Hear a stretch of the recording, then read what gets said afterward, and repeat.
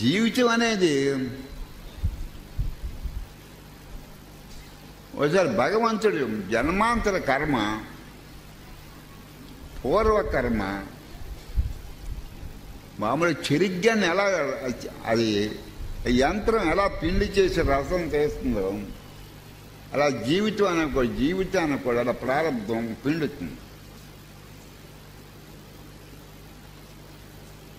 దాన్ని మనం విసుగ్గా కాకుండా, చిరాగ్గా కాకుండా శాంతిగా ప్రారంభాన్ని ఫేస్ చేయాలి. అంటే జీవితంలోంచి నువ్వు క్లిష్ట సమస్యలనే జీవితంలో ఉన్నటువంటి డే టు డే లైఫ్లో ఉన్న క్లిష్ట సమస్యలు నువ్వు ఫేస్ చేయలేకపోతే నీ మనసు ఎంతప్పుడు అంతర్ముఖం అవ్వలేదు అసలు.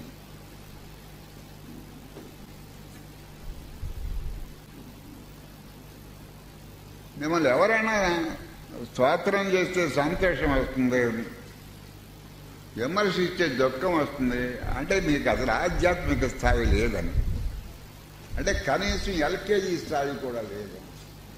పుస్తకాల్లో ఏముంది? పుస్తకాలను ఫేస్ చేయాలి, లైఫ్ని ఫేస్ చేయాలి, ప్రారంధాన్ని ఫేస్ చేయాలి. అది ప్రారంధం కొట్టే దెబ్బలను తట్టుకోవాలి. కొంతమంది జీవితాలు సమస్యలు తక్కువ ఉంటాయి, వెళ్ళిపోతాయి. కొంతమంది ప్రారంభానికి దెబ్బలు కొడుతుంది, అవి తట్టుకోవాలి. అలాగే డిఫికల్టీస్, డిసప్పాయింట్మెంట్స్ ఈ డొమెస్టిక్ లైఫ్లో వస్తూ ఉంటాయి.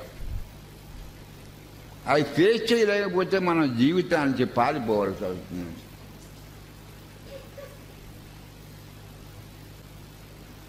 ఈ పురుషుడు అంటే నేను మీరాబాయి చెప్పింది ఏంటంటే,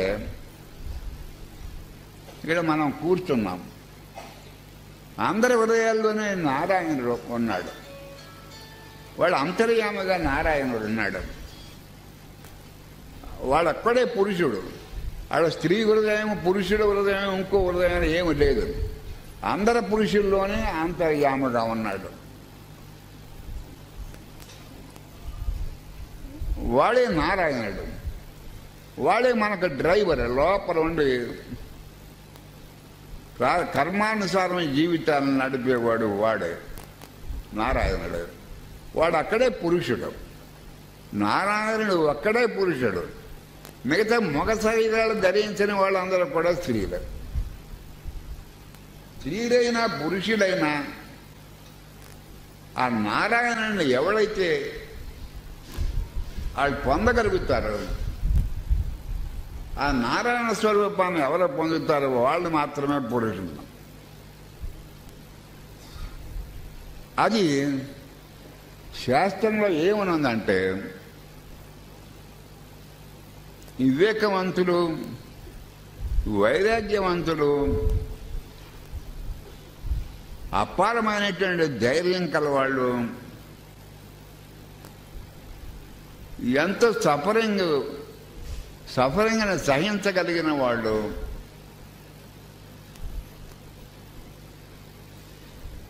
కొండల్లాంటి సమస్యలు ఎదురు నిలబడగలిగేవారు, వాళ్ళు మాత్రమే పురుషుని పొందుతారు. బద్ధకస్తులు, పిరికి వాళ్ళు, వివేకం లేని వాళ్ళు ఆ పురుషుడిని పొందలేరని కట్ట ఉపనిషత్తు చెప్పింది. కానీ జనరల్గా చిన్న చిన్న సమస్యలు ఇవన్నీ మన పెద్ద పెద్ద సమస్యలు కూడా గడప అలా దాటుతాం, అలా దాటగలగాలి. అదే ఈ సమస్యలని మీరు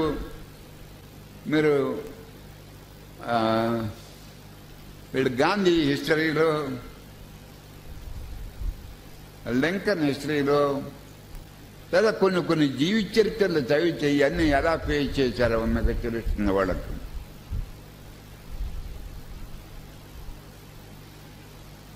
అరిటాకు లేక అడుగు శుభ్రంగా కడిగేసి అందులో భోజనం పచ్చళ్ళు పెట్టుకుని భోజనం చేసినటువంటి దారిద్ర్యం అనిపించిన వాళ్ళు కేంద్రంలో మంత్రులు అయ్యారు. వాళ్ళ స్వయం కృషి వల్ల. కానీ మరి జీవితంలోంచి పారిపోతే అలాగా వాళ్ళు అప్పుడు ఈ పావర్టీ అనుభవించి ఈ జీవితంలోంచి పారిపోతే వాడు కేంద్రంలో మంత్రులు ఎలా ఉండేవారు అంటే తలుపు సందని పెట్టి మనిషిని నొక్కినట్టు ఒకసారి ఎటు చూసినా కష్టాలే కనిపిస్తాయి.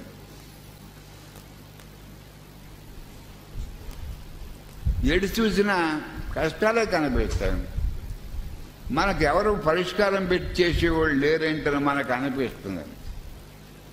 ఆ సందర్భంలో మనం మర్చిపోయేది ఒకటి దేర్ ఈజ్ ఈశ్వర. అందరికంటే శక్తివంతుడు, అందరినీ పరిపాలించేవాడు, మొత్తం సృష్టి అంతా ఆయన చేతిలో ఉంది, జీవకోటి అంతా ఆయన చేతిలో ఉంది.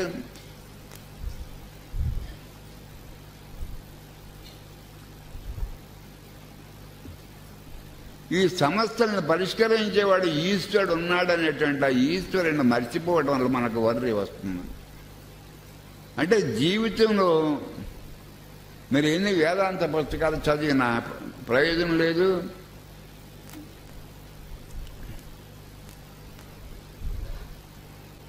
మీరు ముఖ్యమైనది మనం సమస్యల మధ్యన జీవిస్తేనే ఏ రకమైన వర్రి రానివ్వకూడదు. కెరటాల మధ్యలో మనం సముద్రంలో స్నానం చేసి వచ్చినట్టు. అంటే జీవితం సమస్యల్ని మీరు విడిచిపెట్టి ఎక్కడికి పారిపోకూడదు.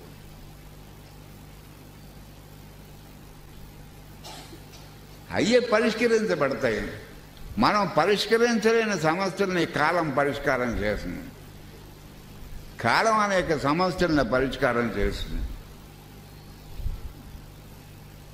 కాలం అనేక పెద్ద పెద్ద సమస్యలను పరిష్కారం చేస్తుంది. ఎంతకీ మీకు ఈ రోజు ఈ విషయాలు ఎందుకు చెబుతున్నానంటే మనలో కొంచెం ప్రాక్టికాలిటీ కూడా ఉండాలి.